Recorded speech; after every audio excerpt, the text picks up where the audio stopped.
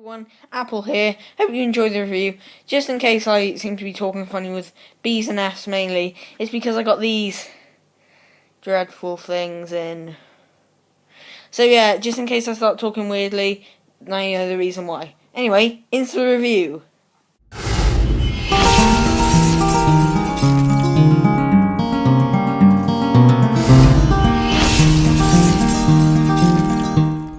Hello there, mysterious person behind the screen, and welcome to my review of the Sensorites. The 1964, I think it is, 64, 63, William Hartnell story. And, let's get into it. I flipped the cover over. It was a newer release. I had a purple box instead of that, but I flipped the cover over. Doctor Who, the Sensorites. You have the first Doctor, played by William Hartnell, a Sensorite, and Susan.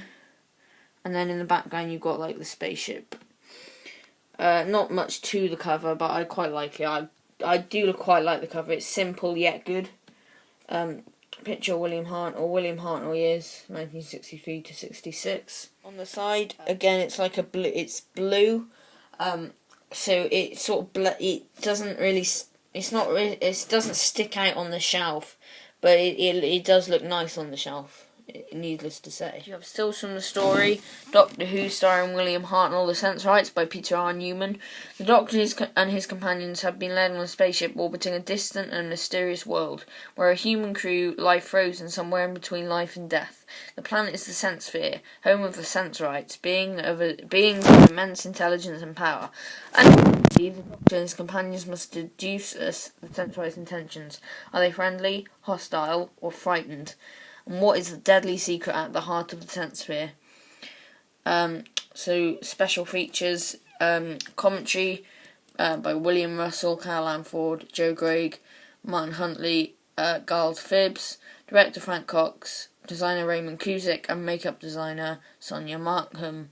Moderated by Toby Haydock. Looking for Peter, Toby Haydock goes in search of the enigmatic Peter R. Newman. Vision on, what exactly does a vision mixer do?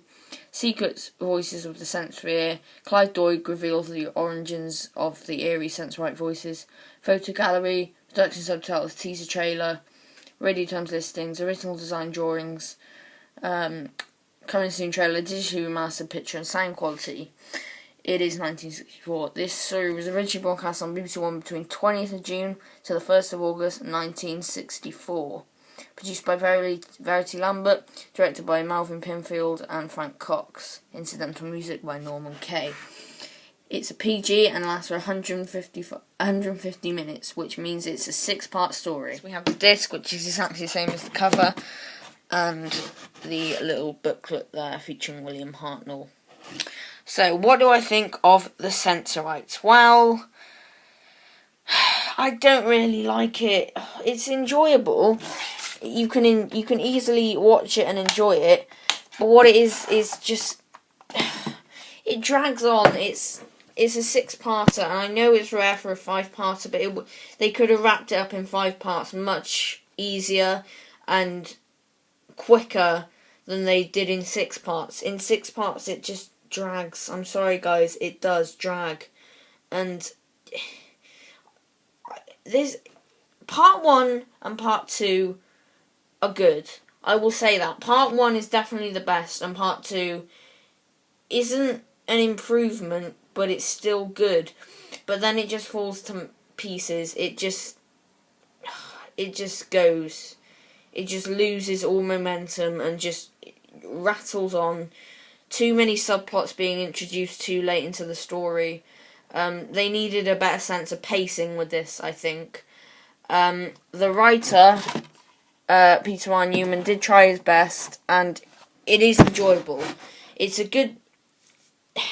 You can watch it... I'm sort of split. You can watch it and enjoy it, but then again, you'll find it really slow, and it does have pacing issues. So that's why I'm giving the Sensorites 5 out of 10. Okay, but the script needed some tightening up. So, you'll see me next in my review of Listen, which, as I film this, is tonight. So, I'll see you then.